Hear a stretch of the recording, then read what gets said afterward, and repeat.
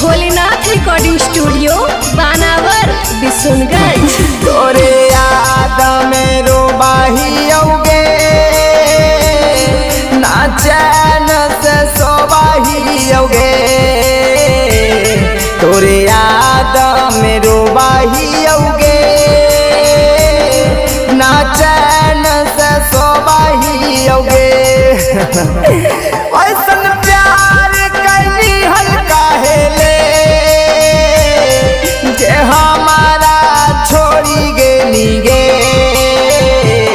तोरे याद में रोबाहियोगे ना चैन से सोबाहियोगे। तोरे याद में रोबाहियोगे।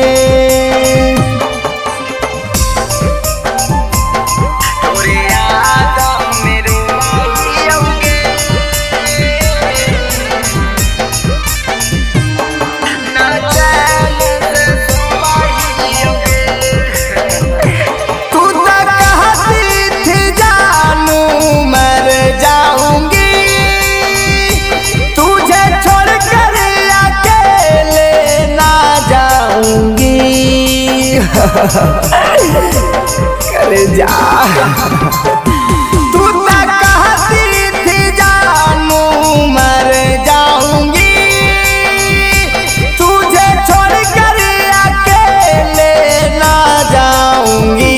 झूठों का रहानी बातागे तबो तुल दनीरा दागे। तोरे याद में रोबाहियोगे ना चैन से सोबाहियोगे।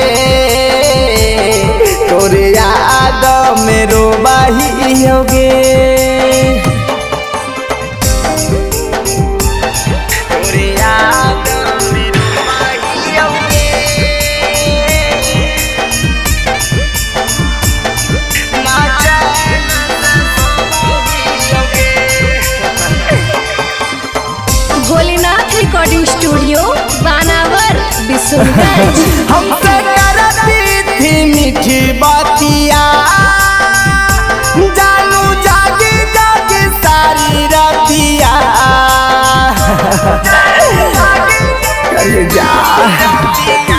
हमसे करती थी मीठी बातिया जानू जागी जागी सारी रातिया।